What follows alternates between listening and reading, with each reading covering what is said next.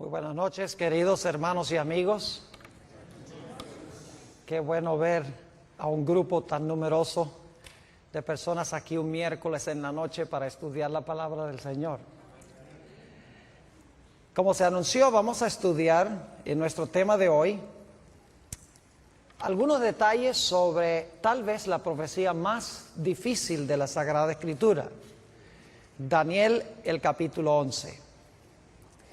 Quiero decirles que una de las frustraciones que yo tengo es tratar de competir con la televisión. Saben que nos hemos vuelto muy superficiales en nuestra forma de pensar. En gran medida ya no podemos pensar lógicamente ni podemos en realidad concentrarnos sobre el estudio de la palabra de Dios, al menos que haya algo emocionante, algo espectacular. Lo que vamos a estudiar esta noche es complejo, pero creo que van a darse cuenta que es de grandísima importancia para estos últimos días.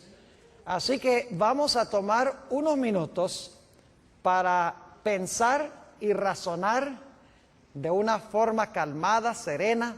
Procuremos concentrarnos sobre lo que vamos a estudiar. Sin embargo, antes de entrar a nuestro estudio, queremos pedir la compañía de Dios.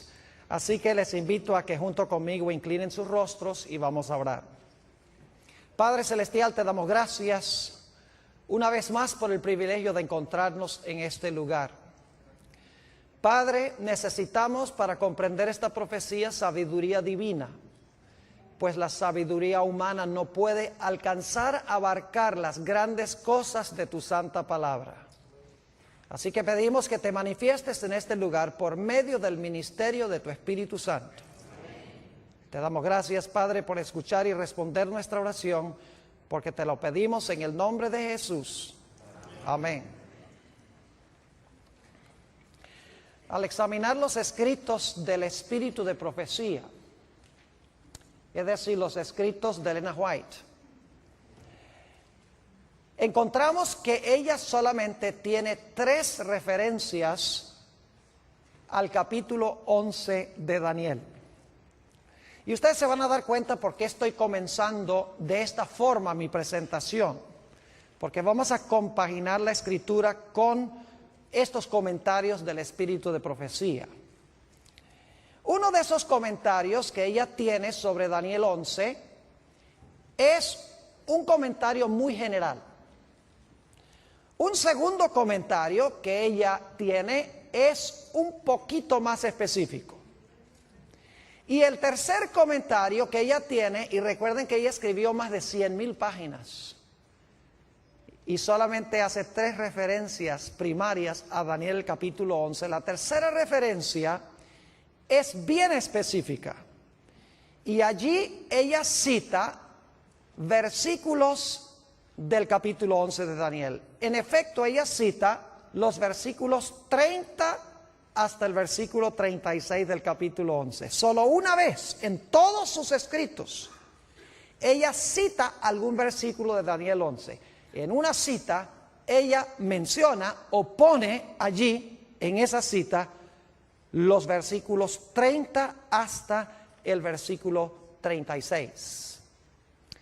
Vale decir que ella nunca menciona los versículos controversiales, que son los versículos 40 al 45. No solo ella no cita estos versículos, sino que no usa ni siquiera el lenguaje de estos versículos. Es decir, la terminología de estos versículos 40 al 45 del capítulo 11, ella no lo usa en ninguna parte de sus escritos. No solo no cita los versículos, sino que no usa la terminología ni el lenguaje. Y esto ha llevado a muchas personas a pensar que ella no tuvo nada que comentar sobre Daniel 11, 40 al 45. Yo quiero en esta noche disipar esa idea. Tuvo mucho que decir de Daniel 11. Aunque los versículos 40 al 45 nunca los cita, nunca usa la terminología del lenguaje, tiene mucho que decir en cuanto a estos versículos. Ahora, quisiera para comenzar leer estas 3 citas que encontramos en los escritos de esta comentarista bíblica. La primera cita se encuentra en Testimonios para los Ministros, un libro que ella escribió a los pastores, página 112. Y aquí, como menciono, es una referencia bien indirecta. Dice allí, la luz que Daniel recibió de Dios fue dada especialmente para estos postreros días. Las visiones que recibió en las riberas del Ulai, ese es Daniel 8, recibió Daniel 8 al lado del río Ulai, y el Hiddekel, la visión de Daniel 11 la recibió al lado del Hiddekel. Los grandes ríos de Sinar están ahora en el proceso de cumplirse y pronto todos los eventos predichos se habrán cumplido. Ahora fíjense que ni siquiera menciona Daniel 11, sencillamente menciona que las visiones que recibió al lado del Ulai, que es Daniel 8, y la visión que recibió al lado del Hiddekel, que es Daniel 11, están en el proceso de cumplirse. Y pronto todos los eventos que se mencionan allí se habrán terminado de cumplir. Ahora, la segunda cita es un poquito más específica. Se encuentra en un tomo que se llama Testimonios para la Iglesia, tomo 9, la página 14. Busqué esta cita en español y no la pude conseguir, así que la traduje. En el libro Testimonies for the Church, tomo 9, página 14, dice ella esto. El mundo está agitado con el espíritu de guerra. La profecía del capítulo 11 de Daniel casi se ha cumplido por completo. Entonces, ¿en qué parte de Daniel 11 estaríamos nosotros hoy? Si la profecía de Daniel 11 casi se ha cumplido por completo, significa que la mayor parte del capítulo se ha cumplido y estamos ¿a dónde? Estamos en los últimos versículos de Daniel 11. Sigue diciendo, pronto las escenas de angustia que se describen en las profecías ocurrirán. Ahora, en esta cita menciona específicamente Daniel 11. Dice que está, en la primera cita dice que Daniel 11 está en el proceso de cumplirse. Aquí un poco más específico, porque dice que la mayor parte de Daniel 11 ya se ha cumplido. Es decir, estamos en las escenas finales de Daniel, el capítulo 11. Ahora, la tercera cita es bien específica. Es la única cita, como les mencioné, a donde ella cita versículos de Daniel 11. Ella cita los versículos 30 al 36. Y quiero leer esa cita. Se encuentra, lamentablemente, está en una fuente que no se encuentra en español, no se encuentra traducido, pero yo traduje esta cita. Se encuentra en un tomo que se llama Manuscript Releases, tomo 13, en la página 394. Son materiales de la hermana White que no se habían publicado antes. Se sacaron más o menos unos 20 tomos con todo ese material que antes no había sido publicado. Por eso se llama Manuscript Releases, tomo 13, página 394. Fíjense lo que dice. No hay tiempo que perder.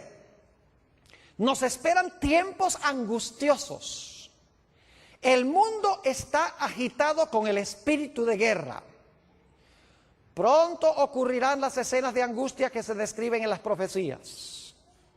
La profecía del capítulo 11 de Daniel casi se ha cumplido por completo. Hasta ahí es parecido a la cita del tomo 9 de los Testimonios. Pero ahora sigue diciendo, mucha de la historia que ha ocurrido en cumplimiento de esta profecía se repetirá. Pregunta, ¿hay una porción de Daniel 11 que se cumplió ya? Sí. Dice, una vez más, mucha de la historia que ha ocurrido en cumplimiento de esta profecía, no dice que la profecía se va a volver a repetir, dice mucha de la historia que cumplió la profecía se va a repetir. Y luego note lo que sigue diciendo en el versículo, esta cita. Después de decir mucha de la historia que ha ocurrido en cumplimiento de esta profecía se repetirá, ella dice esto: En el versículo 30, ahora va a decir cuál parte se va a repetir de nuevo, cuál parte de la historia de Daniel 11 se va a repetir de nuevo.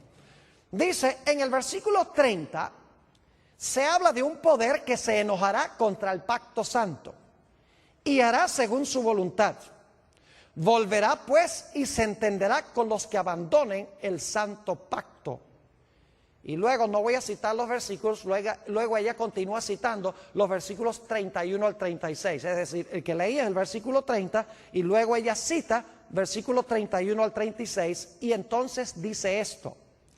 Escenas semejantes a las que se describen en estas palabras ocurrirán.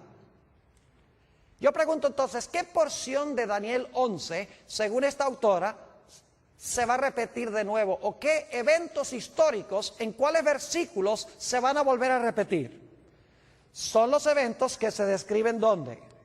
En los versículos 30 hasta el versículo ¿qué? Hasta el versículo 36.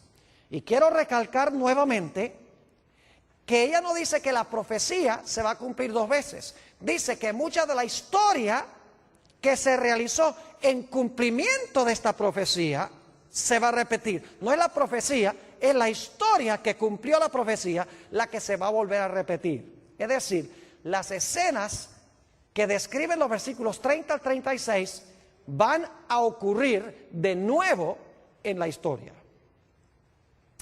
Ahora, para entender lo que ella está tratando de decir, necesitamos regresar un momento para repasar la secuencia de reinos que encontramos en Daniel 7 y Daniel 8. Y esto lo voy a hacer rápido, no voy a buscar los versículos, porque la mayoría de los que estamos aquí hemos estudiado estas profecías. En Daniel 7 tenemos un león. ¿Qué representa el león? Babilonia. Luego tenemos un oso. ¿Qué representa el oso? Medo-Persia. Luego tenemos un leopardo. ¿Qué representa el leopardo? Grecia. Luego tenemos un dragón o una bestia terrible que representa ¿qué reino? Roma. Y luego a ese dragón le salen 10 cuernos. ¿Qué representan los 10 cuernos? Representan los 10 reinos en los cuales se dividió el imperio romano. Y luego entonces sale un cuerno ¿qué? Un cuerno pequeño que gobierna ¿por cuánto tiempo? Por 1260 años. Ahora, ¿qué representan los 10 reinos? O los 10 cuernos, 10 reinos de Roma. ¿Y qué representa el cuerno pequeño? El cuerno pequeño representa la iglesia romana desde el tiempo cuando cayó el imperio romano y se fragmentó en 10 reinos y 1260 años más adelante, en 1798, cuando recibió una herida mortal. Es decir, tenemos cierta secuencia de reinos: Babilonia, Medo-Persia, Grecia, Roma pagana, Roma papal. Esa es la secuencia de reinos. Ahora necesito ir a Daniel 8, porque Daniel 8 sigue la misma secuencia, pero hay una excepción. En Daniel 8 no empieza con Babilonia, sino que empieza con ¿cuál reino? Empieza con Medo-Persia. ¿Recuerdan un carnero? ¿Cuántos cuernos tiene el carnero? 2. Uno es más alto que el otro y dice que este carnero representa ¿qué reino? Daniel 8 lo dice, versículo 20. Dice, el carnero representa el reino de Medo-Persia. Muy bien. Y luego después se levanta un macho cabrío que viene y ataca al carnero. ¿Y qué representa ese macho cabrío que tiene un cuerno notable entre sus ojos? Representa Grecia. ¿Y qué representa el cuerno notable? A su primer rey, Alejandro Magno. Y luego ese cuerno es quebrado, que significa que cae Alejandro Magno, y luego salen ¿cuántos cuernos? Salen cuatro cuernos, y en medio de esos 4 cuernos sale un cuerno ¿qué? Un cuerno pequeño. Ahora, claramente en Daniel 8 dice que el carnero representa a Medo-Persia. No cabe duda que el macho cabrío representa a Grecia. Su primer rey es Alejandro Magno. Los 4 cuernos que salen cuando ese cuerno grande es quebrado representan los 4 reinos en que se fragmentó el reino griego. Y luego entonces encontramos el cuerno pequeño, que si ustedes estudian con cuidado Daniel 8, van a encontrar que el cuerno pequeño tiene dos etapas. En primer lugar, el cuerno pequeño se extiende horizontalmente, porque conquista al norte, a la tierra deseable y al sur. Es decir, se extiende geográficamente. Pero luego dice que ese cuerno pequeño se mete con el reino de Dios y pisotea el santuario de Dios. Es decir, al principio es un cuerno político, pero luego se convierte en un poder religioso. Dos Romas, Roma política y Roma ¿qué? Y Roma religiosa. Es decir, tenemos la misma secuencia. Tenemos, en Daniel 7 empieza con Babilonia, ya Daniel 8 empieza con Medo-Persia, Grecia, Roma política, luego Roma papal o Roma religiosa. Ahora, con este trasfondo podemos entender un poco mejor la secuencia de Daniel 11. Vayan conmigo a Daniel 11 y vamos a leer empezando en el versículo 2. Lógicamente no podemos estudiar todos los detalles de este capítulo porque nos tomaría demasiado tiempo. Lo que quiero es que vean la secuencia de reinos. Daniel 11 y el versículo 2. Fíjense con qué reino comienza Daniel 11.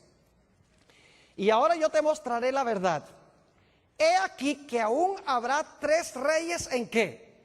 En Persia. Y el cuarto se hará de grandes riquezas más que todos ellos. Y al hacerse fuerte con sus riquezas levantará a todos contra el reino ¿de qué? De Grecia. ¿Con qué empieza Daniel 11? Con Persia. ¿Empezó Daniel 8 con Persia? Claro que sí. Ahora, note lo que dice el versículo 3. Acaba de mencionar el reino de Grecia y dice en el versículo 3, se levantará luego un rey valiente, el cual dominará con gran poder y hará su voluntad. Ese es el cuerno notable en Daniel 8. Pero cuando se haya levantado, su reino será ¿qué? ¿Qué pasó con el cuerno en Daniel 8? Fue quebrado. ¿Y repartido hacia qué cosa? Los 4 vientos. ¿Cuántos cuernos salieron en Daniel 8 después que el cuerno notable fue quebrado? 4, exactamente. Dice, no a sus descendientes, ni según el dominio con que él dominó, porque su reino será arrancado y será para otros fuera de ellos. Es decir, su reino no fue a ninguno que descendió de él. Históricamente eso es cierto. Así que en Daniel 11 empezamos en primero con Persia, luego continuamos con ¿quién? Grecia, el cuerno notable que es quebrado, 4 reinos que se levantan de allí. Y entonces quiero que noten cuál es el siguiente poder. Daniel 11 y el versículo 22, estamos saltando algunos versículos porque solo quiero que capten la secuencia de reinos. Daniel 11 y el versículo 22. Dice, las fuerzas enemigas serán barridas delante de él como con inundación de aguas.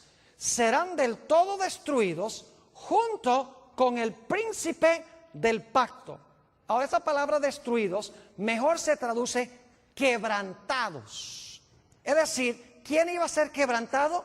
El príncipe ¿de qué? El príncipe del pacto. Ahora yo pregunto, históricamente, ¿quién fue el que quebrantó al príncipe del pacto? ¿Qué imperio quebrantó al príncipe del pacto? Fue quebrantado ¿por quién? Por Roma. ¿Cuál Roma? ¿La Roma papal o la Roma pagana?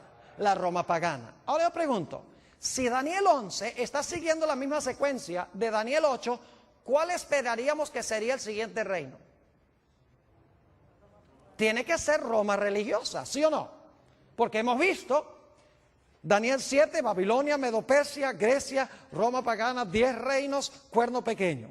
Hemos visto en Daniel 8 que comienza con Persia, luego Grecia, el cuerno notable, los 4 cuernos, luego entonces viene Roma en su fase política, luego entonces viene Roma en su fase religiosa.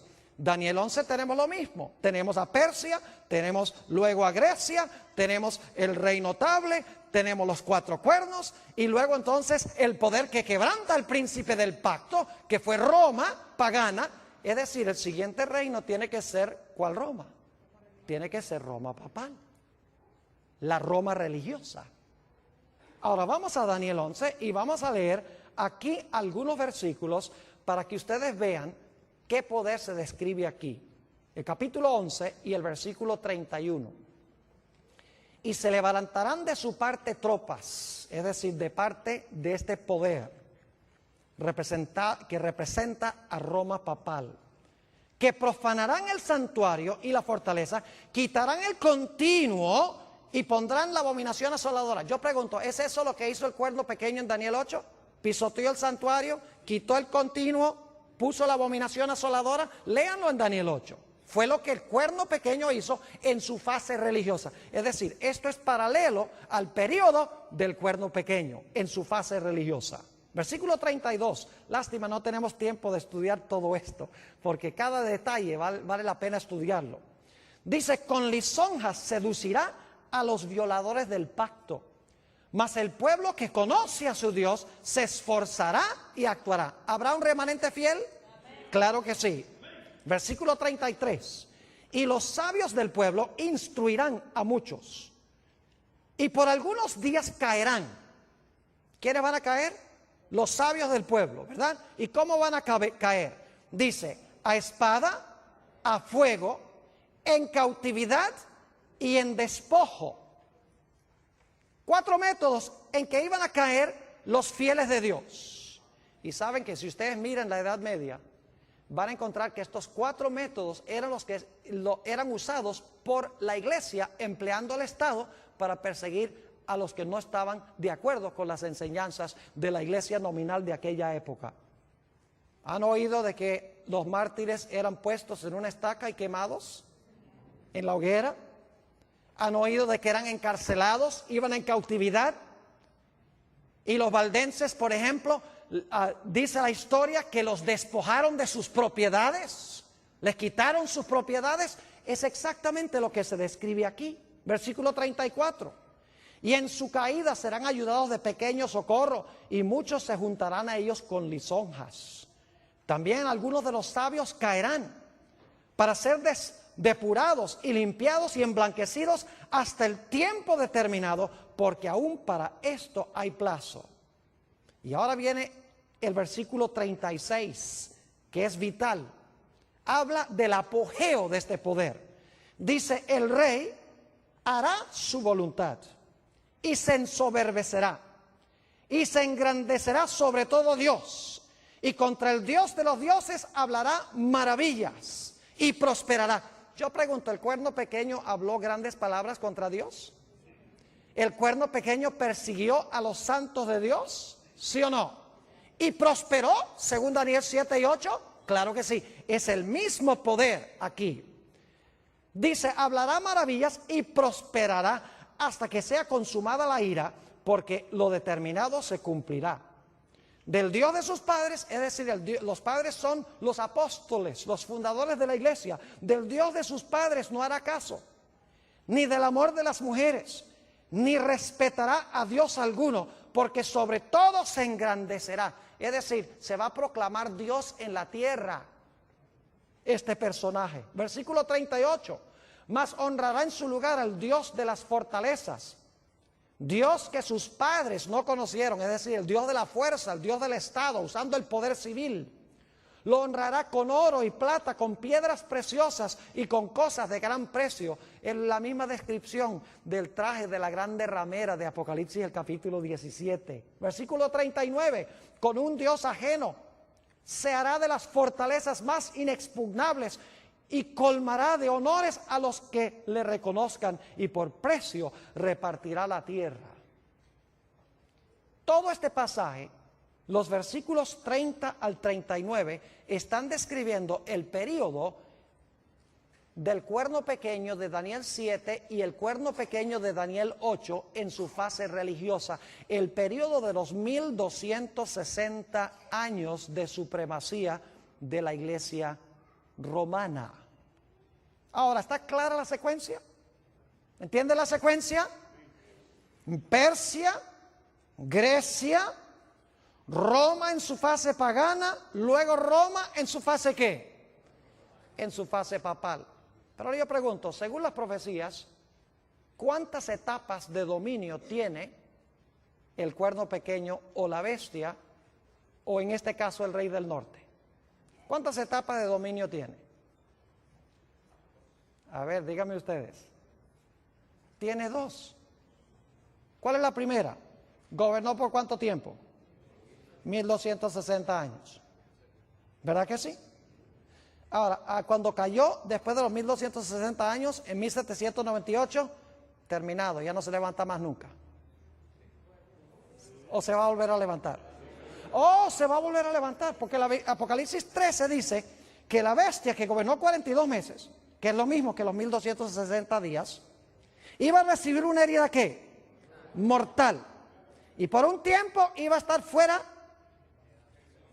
de comisión. Y luego su herida de muerte se iba a ¿qué?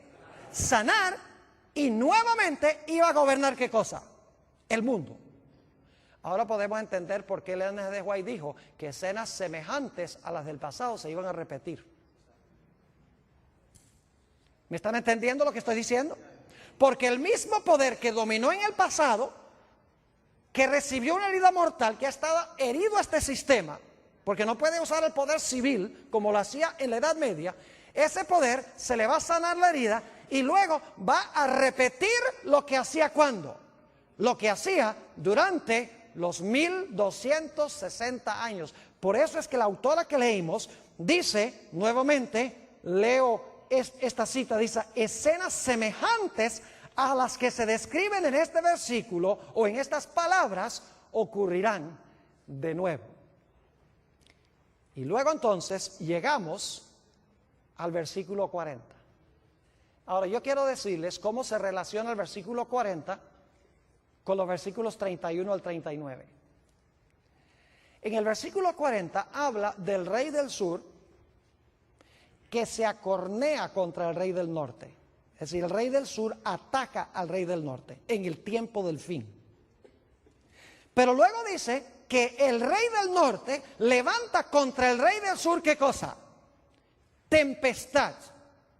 Y se lanza contra él. Y si siguen leyendo hasta el versículo 45, se van a dar cuenta que el rey del norte, que dominó durante los 1260 años, versículo 31 al 39, y que recibió una herida mortal por parte del rey del sur en 1798, cuando el rey del sur se acorneó contra él, ese poder dice que va a conquistar al rey del sur y nuevamente va a llegar a tener un dominio mundial, un dominio global.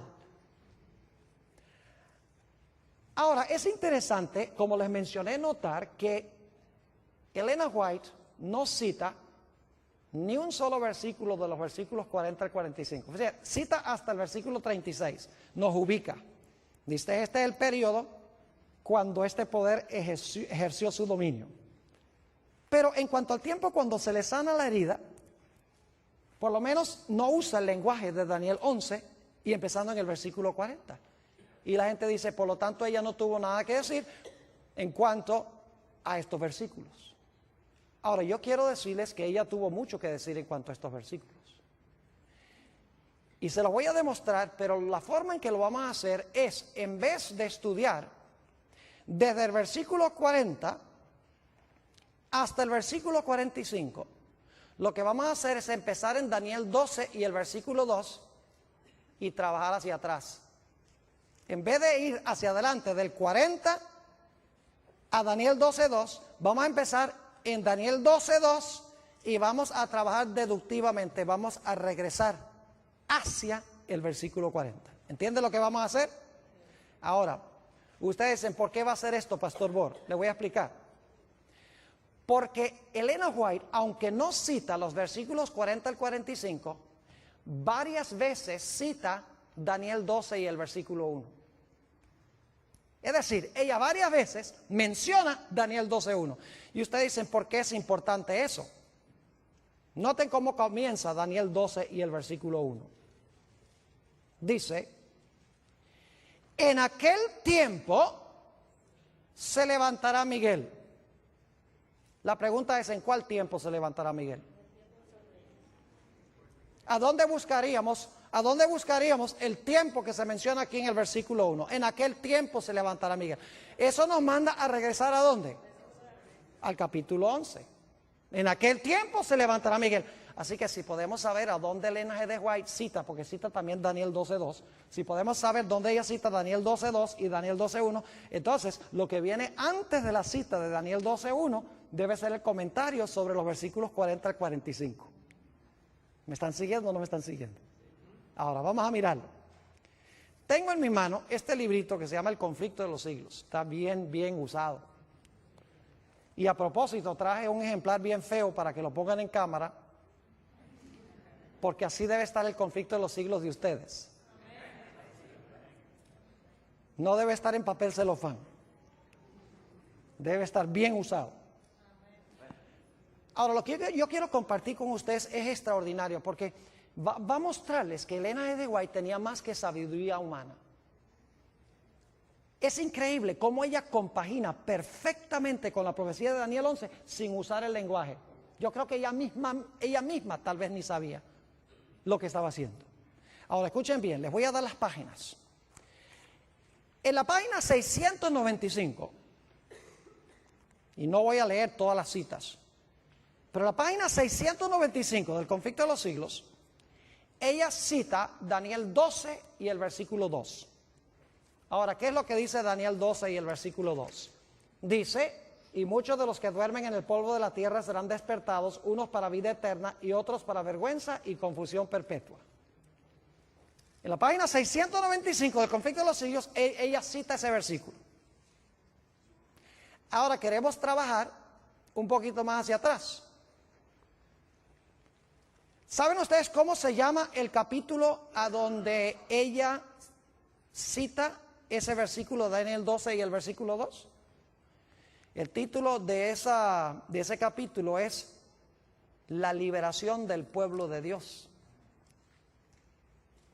¿Por qué es importante? Dicen ustedes. Vamos a Daniel, el capítulo 12, y fíjense algo interesante. Dice: en aquel tiempo se levantará Miguel. Lo primero que quiero que noten: en aquel tiempo se levantará Miguel, el gran príncipe que está de parte de los hijos de tu pueblo. Se va a levantar Miguel, el que está a favor de su pueblo. Segundo, ¿y será tiempo de qué? De angustia, cual nunca fue desde que hubo gente hasta entonces. Número 2. Número 3, pero en aquel tiempo de angustia, tu pueblo será ¿qué? Libertado. Todos los que se hallaran escritos en el libro. Y luego número 4, dice: muchos de los que duermen en el polvo de la tierra serán despertados. 4 cosas. Se levanta Miguel, viene un tiempo de angustia, es libertado el pueblo de Dios. ¿Y qué? Y viene la resurrección especial. Ahora estamos trabajando no hacia adelante, sino hacia atrás. Vimos en la 695 que cita Daniel 12:2. Ahora, el título de ese capítulo, que comienza en la página 693, es La liberación del pueblo de Dios. ¿Por qué es importante eso? Porque es la última frase del versículo 1 del capítulo 12. En aquel tiempo será ¿qué? En aquel tiempo será libertado tu pueblo, todos los que se hallaren escritos en el libro. ¿Ven lo que estamos haciendo? Daniel 12:2. Luego la última parte de Daniel 12:1 está en la página 693. El título: La liberación del pueblo de Dios. Ahora, ¿qué viene inmediatamente antes de la última parte del versículo 1 de Daniel 12? Dice: ¿habrá tiempo de qué? Tiempo de angustia. Y antes del tiempo de angustia, ¿qué dice? ¿Se levantará qué? Se levantará Miguel. Así que vamos a trabajar un poquito más hacia atrás del capítulo de la liberación del pueblo de Dios. Si vamos al capítulo anterior, a la liberación del pueblo de Dios, a que no adivinan cómo se titula ese capítulo. ¿Y eso por qué? El tiempo de angustia. ¿Y saben con qué versículo comienza Elena G. de White el capítulo sobre el tiempo de angustia? Con Daniel 12 y el versículo 1. ¿Ven lo que estamos haciendo? ¿Sí entienden? Yo les dije que teníamos que pensar esta noche. Tenemos que usar lógica, tenemos que mirar la estructura. Página 695, Daniel 12:2. Página 693, el pueblo de Dios es libertado. En la página, escuchen bien, en la página 671, yendo hacia atrás, está el capítulo que se titula El tiempo de angustia. Y el capítulo comienza diciendo, en aquel tiempo se levantará Miguel, el gran príncipe que está por los hijos de tu pueblo, y será tiempo de angustia cual no hubo desde que existió nación. ¿Qué está pasando con el linaje de White? ¿Tiene algo que decir sobre Daniel 12:2? Oh, sí. ¿Tiene algo que decir sobre Daniel 12:1? Lógico que sí. Ahora yo les pregunto, ¿a dónde esperarían ustedes conseguir los comentarios del linaje de White sobre Daniel 11 y el versículo 40 al 45? A ver, díganme ustedes, ¿a dónde esperarían encontrar los comentarios de ella sobre los capítulos anteriores o los versículos anteriores? ¿Tiene que ser antes de qué página? Tiene que ser antes de la página ¿qué? 671. ¿Sí están viendo lo que estamos haciendo o no? Como ella no tiene nada, no usa el lenguaje, ni cita los versículos 40 al 45, entonces nosotros tenemos que empezar con el versículo que sí cita. 12:2. Y luego la última parte del 12:1. Y luego la primera parte del 12:1. 695, 693, 671. Y esperaríamos que los comentarios de ella sobre el capítulo 11 estén en los capítulos anteriores al capítulo sobre el tiempo de angustia. Ahora quiero que vayamos a Daniel 11, no vamos a estudiar todo yendo hacia atrás, porque yo les digo que si hiciéramos esto, terminaríamos en el conflicto de los siglos, en el capítulo que se titula La Biblia y la Revolución Francesa. Pero claro, no podemos estudiar todos esos capítulos. Nada más quiero lanzarles la idea de cómo estudiar esta profecía. Ahora, noten lo que dice Daniel 11 y el versículo 44. Cuando el rey del norte está en su apogeo, cuando se le ha sanado la herida a la iglesia romana y está dominando el mundo, según la Biblia, dice que algo va a pasar. Versículo 44. Pero noticias del oriente y del norte lo atemorizarán. Otras versiones dicen que nuevas del oriente y del norte lo espantarán. ¿Y qué va a ser como resultado de esas nuevas que vienen del norte y del oriente? Dice, ¿y qué? Y saldrá con gran ira para destruir y matar ¿a qué? A muchos. ¿Captan lo que dice el versículo? Hay ciertas noticias que vienen del norte y del oriente que espantan al rey del norte, y la reacción de él es salir ¿a qué? Salir a matar y destruir. ¿A quiénes? ¿A todo el mundo? En Daniel es el pueblo de Dios. A usted dice, ¿qué es eso de nuevas del oriente y del norte? Bueno, vamos a Apocalipsis el capítulo 7 y fíjense algo muy interesante. Fíjense lo que viene del oriente según el libro de Apocalipsis. Apocalipsis el capítulo 7 y el versículo 2. Vi también otro ángel que subía de donde sale el sol. ¿Qué punto del compás es ese? Del oriente, muy bien. Y tenía ¿qué cosa? El sello del Dios vivo. Y clamó a gran voz a los 4 ángeles a quienes se les había dado poder de hacer daño a la tierra y al mar, diciendo, no hagáis daño a la tierra ni al mar ni a los árboles hasta que hayamos sellado en sus frentes a los siervos de nuestro Dios. ¿Qué es lo que viene del oriente aquí? El ángel que trae ¿qué? El sello de Dios. Es decir, es el mensaje del sellamiento. ¿Y qué es el sello de Dios? El sello de Dios, no lo hemos estudiado esta semana, pero el sello de Dios es el sábado. El sello en la ley de Dios es el santo sábado. Ahí se encuentra el nombre de Dios, su territorio y el oficio. El único mandamiento que tiene las características de un sello. Es decir, este mensaje que viene del oriente es el mensaje del ¿qué? Del sellamiento. Bueno, ¿y las noticias que vienen del norte qué?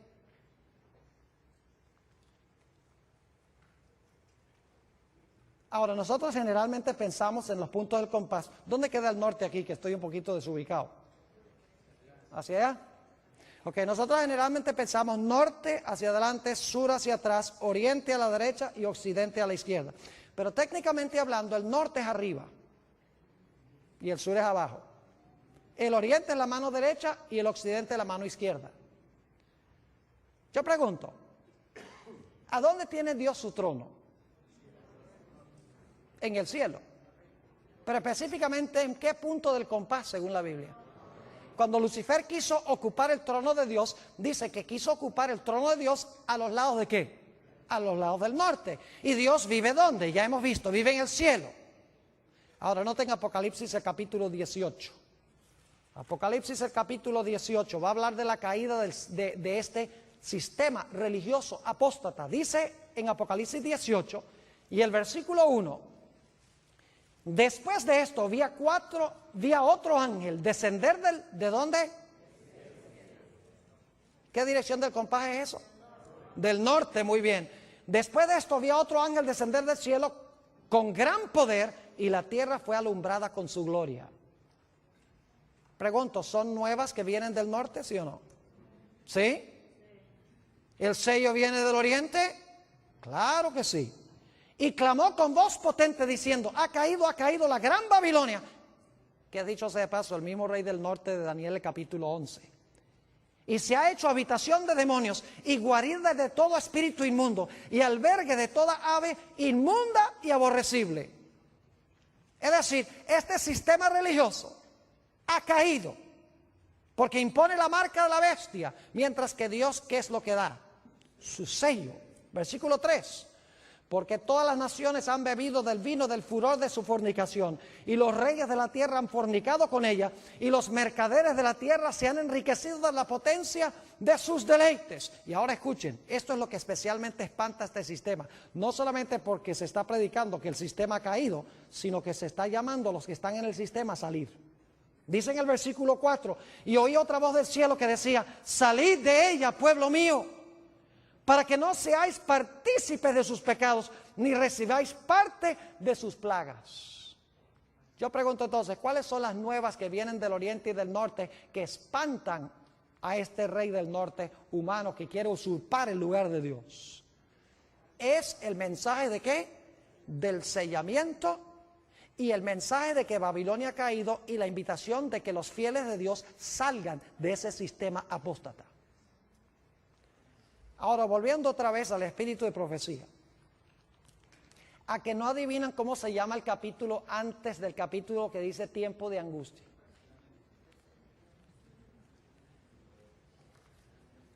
¿Sabe cómo se titula? El mensaje final de Dios. ¿Y saben con qué pasaje comienza Elena G. de White ese capítulo? En la página 661. Después de esto vi a otro ángel descender del cielo con gran poder, y la tierra fue alumbrada con su gloria. Cita Apocalipsis 18 y el versículo 1 al 4. ¿Y saben qué más dice en ese capítulo? Dice en primer lugar que los poderes del mundo unidos, el protestantismo apóstata, con la iglesia romana y con los reyes de la tierra, están imponiendo por ley la observancia del primer día de la semana. Mientras que el pueblo de Dios, dice allí, con rostros iluminados, está yendo y proclamando que Babilonia ha caído y que la gente debe recibir el sello de Dios, debe guardar el sábado como señal de su lealtad a Dios. Y dice ella allí que como resultado del mensaje que proclama el pueblo de Dios, para usar una buena expresión puertorriqueña, los poderes religiosos del mundo se van a enfogonar contra el pueblo de Dios. Yo pregunto, ¿es lo mismo que encontramos en el versículo 44? Claro que sí. Solo que ella no está usando el lenguaje, pero sí está describiendo los eventos sin usar el lenguaje. En un momento le voy a explicar por qué no usó los versículos ni usó la terminología. Hay una razón especial por la cual no lo hizo. ¿Están entendiendo lo que estamos haciendo? Página 695, Daniel 12:2. Página 693, la última frase de Daniel 12:1. Tu pueblo será libertado. Página 671, se levantará Miguel y habrá tiempo de angustia. Página 661, el mensaje que viene del norte, del cielo, de que la gente salga de Babilonia, y el mensaje del sábado, del sellamiento de recibir el sello del Dios vivo y la ira que tendrá el mundo religioso contra aquellos que reciban el sello de Dios. Ahora yo quiero preguntar, ¿a dónde esperarían ustedes conseguir lo que Elena G. de White tiene que decir sobre los versículos antes del versículo 43? O antes del versículo 44. ¿Dónde esperarían conseguir los comentarios de ella? ¿Antes de qué página? Antes de la página 661. Y si tuviese tiempo, que no lo tengo, iríamos hacia atrás en el conflicto de los siglos y veríamos que Elena G. de White, en su orden cronológico exacto, describe los eventos que se encuentran en los versículos 40, 41, 42 y 43. La única razón por la cual nosotros nos hemos movido de adelante hacia atrás es porque no podemos empezar en el versículo 40 porque Elena G. de White no tiene referencia a ese versículo. Ni el 41, ni el 42, ni el 43, ni el 44, ni el 45. Pero sí tiene Daniel 12:1. Entonces uno, si cita Daniel 12:1 y dice, en aquel tiempo se levantará Miguel. Entonces, aquel tiempo son los versículos anteriores y trabajamos hacia atrás. Y descubrimos que ella está siguiendo el mismo orden que encontramos en Daniel capítulo 11 sin emplear la terminología. Así que si ustedes quieren saber lo que significa la profecía de Daniel 11, lo único que tienen que hacer es empezar leyendo el conflicto de los siglos en el capítulo que se titula La Biblia y la Revolución Francesa, que es cuando el rey del sur, Francia, el ateísmo, se levantó contra Roma papal, llevó cautivo al papa y le quitó su poder civil, del cual no se ha recuperado todavía. Y luego siguen leyendo los capítulos y van a encontrar cómo ella describe que poco a poco este poder va a recuperar otra vez su trono.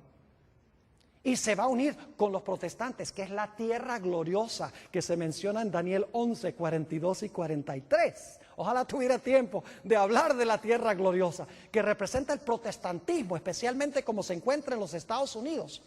Y dice que se van a unir con los poderes civiles del mundo, como pasó durante la Edad Media. Y su herida mortal se va a sanar y nuevamente va a recuperar el poderío en el trono del mundo.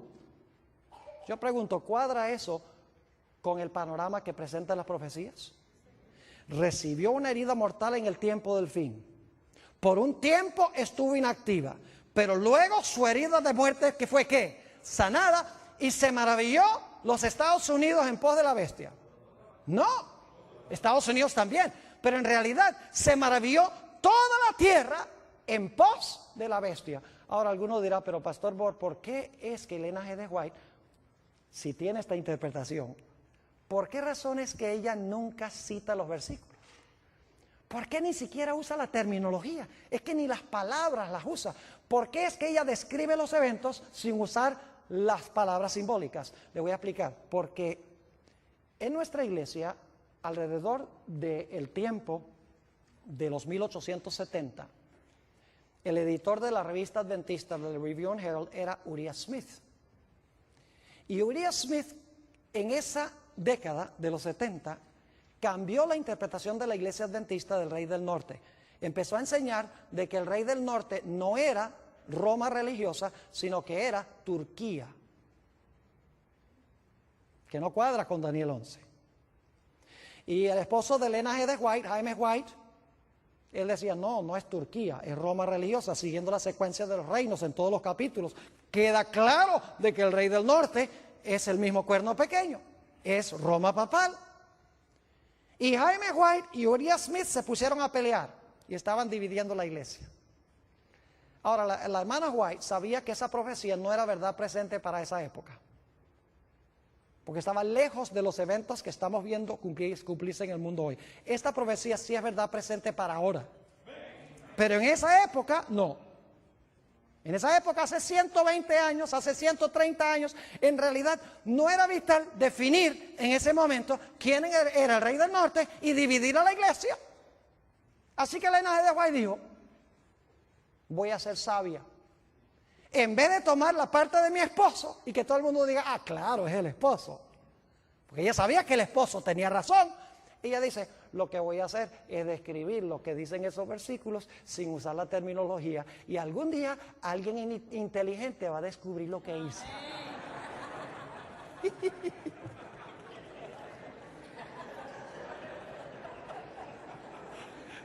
Y quiero decirles, yo no soy el único que lo he descubierto. Pero mis hermanos y hermanas, estas no son cosas que nosotros podemos descubrir nada más leyendo someramente la Escritura. Por eso les digo, la televisión ha arruinado en gran medida nuestra capacidad de pensar, nuestra capacidad de razonar, de pensar estructuralmente. Ya no lo hacemos, porque todo lo queremos digerido. Queremos ahí sentarnos a ver la telenovela, todo está ahí superficial. Y hemos dejado de razonar, de pensar, de luchar con los grandes problemas que presentan las profecías y las Escrituras. Yo pienso que puedo regañarlos porque esta noche es mi última noche. Ahora escuchen bien. Algunas personas preguntan, Pastor, ¿por qué Ellen G. de White no menciona a Islam en las profecías? Porque hoy en día hay algunos en la iglesia adventista que están encontrando a Islam. Inclusive hay un teólogo famoso de la iglesia adventista que está diciendo que el cuerno pequeño es Islam. Y bien famoso, no voy a mencionar su nombre porque esto va a salir al aire. Pero está diciendo que el cuerno pequeño es Islam. Porque como los musulmanes están en las profecías, están en la historia ahora, en las noticias, tiene que estar en la Biblia. Lo mismo hizo Uriah Smith en la década de los 1870, como Turquía estaba en las noticias, dice, hay que conseguir a Turquía. ¿Cuántas veces menciona Ellen G. de White a los musulmanes como cumplimiento profético en la última mitad del conflicto de los siglos? Ni una sola vez. Ahora, yo creo que lo que está pasando con los musulmanes puede precipitar el cumplimiento de profecías bíblicas, pero no es el cumplimiento de una profecía bíblica. ¿Me estoy explicando? Es decir, puede ser funcional en llevar a cumplir profecías bíblicas, pero no es el cumplimiento de una profecía bíblica. Yo les voy a decir, hay 3 razones por las cuales yo creo que se ha levantado Islam para cumplir profecías bíblicas. Número 1, porque Satanás quiere poco a poco que la gente pierda sus libertades en este país. Porque él sabe que no puede quitar la libertad de la noche a la mañana. Y no voy a describir cómo poco a poco hemos ido perdiendo nuestras libertades. No radicalmente, pero poco a poco. Y va a ser muy fácil algún día usar todas estas, la ley patriota y todas estas cosas, como una excusa para que nosotros seamos echados en la cárcel y no podamos tener un abogado ni nos digan de qué nos están acusando. Y para que puedan escuchar nuestras conversaciones telefónicas. ¿Me estoy explicando? Primera razón, para perder las libertades poco a poco. Segundo, para traer a los Estados Unidos a la prominencia a nivel global. Porque eso es lo que Apocalipsis 13 dice que tiene que pasar. Los Estados Unidos tiene que, como decimos en inglés, flex its muscles. Porque es el país, es el poder prominente en Apocalipsis 13, unido con Roma papal. Y en tercer lugar, fíjense qué sabio es el diablo. El diablo yo creo se va a morir por trasnochado. Por estudiar las Sagradas Escrituras. Porque él estudia las profecías para ver cómo contrarrestar las profecías como las presenta Dios en la Biblia. ¿Saben ustedes que hoy en día la mayoría de las iglesias están mirando al Medio Oriente para el cumplimiento de las profecías? Irak, Afganistán, los palestinos, Israel, que se va a reconstruir el templo. Y todos están mirando allá. Y mientras tanto las profecías se están cumpliendo con Roma y con los Estados Unidos y nadie lo ve porque la gente está mirando a donde no es. Así que Islam es funcional en el cumplimiento de las profecías bíblicas, no cabe duda, pero no es el cumplimiento específico de alguna profecía bíblica. ¿Les ha quedado claro lo que estudiamos esta noche? Es sencillo, no es complicado. Mis hermanos y hermanas, apreciadas visitas, necesitamos, por el poder de Dios, sentarnos a estudiar las Escrituras profundamente con oración. No conformarnos con lo superficial. No venimos a la iglesia a que nos entretengan o a gozar. Hoy en día esa es la moda en la iglesia. Ay, que me den mucha música y muchos adornos y muchas cosas. Creo en la música, gloria a Dios, es un apoyo. Pero nunca sustituyamos los adornos por el mensaje. Estamos viviendo en tiempos tremendos. Y ojalá que Dios nos ayude a entender estas profecías y que estemos en el lado correcto en el gran conflicto.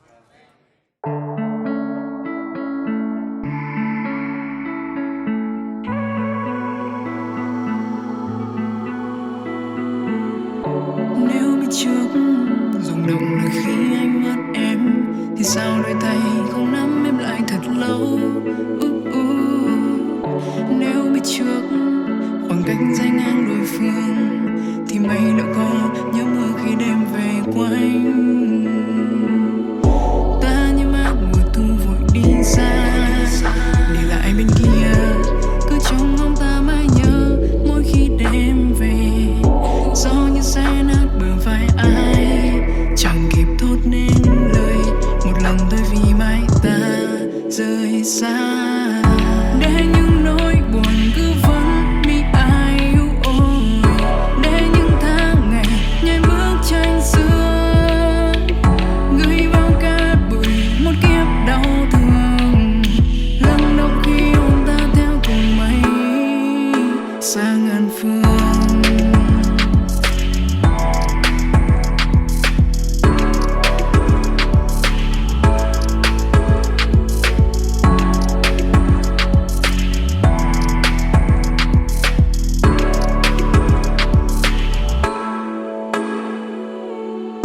Những ký ức giờ chỉ còn trong nỗi nhớ của anh ngồi lá rơi xuống nhờ mưa vội đêm theo đến nơi xa.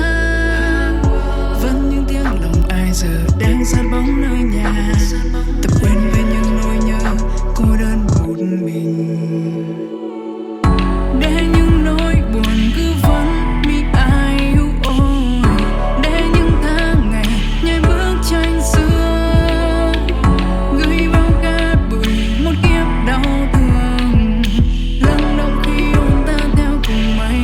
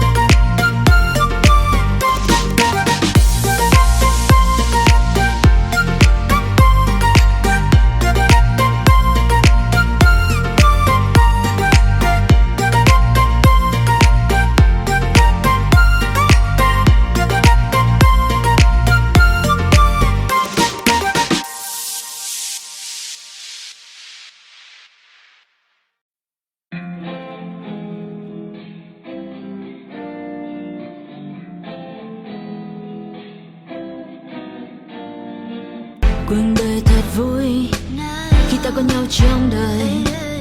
Một ngày cứ thế trôi qua và ta nhận lại bao nhiêu tiếng cười. Mình chỉ nhau đi quanh phố phường. Anh là người khiến con tim em mất thương.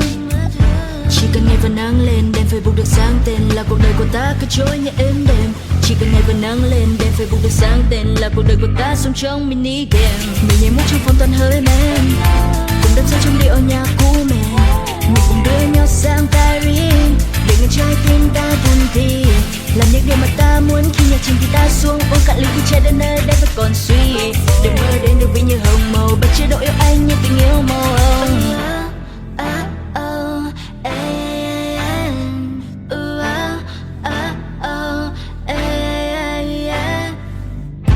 Anh như là con thuyền, em như là đắm chìm. Anh như là cơn nghiện, làm con tim em yêu đến phát điên. Mình chỉ nhau đi quanh phố phường. Anh là người khiến con tim em mất thương. Chỉ cần ngày và nắng lên đèn Facebook được sáng tên là cuộc đời của ta cứ trôi như êm đềm. Chỉ cần ngày và nắng lên đèn Facebook được sáng tên là cuộc đời của ta sống trong mini game. Mình nhảy múa trong phòng toàn hơi men, cùng đắm say trong điệu nhạc cũ mềm. Mình cùng đưa nhau sang Paris để ngày trái tim ta thân thì làm những điều mà ta muốn. Khi nhạc chìm thì ta xuống uống cạn ly chai đến nơi đây vẫn còn suy. Để mơ đến được vì như hồng màu bất chế độ yêu anh như tình yêu màu.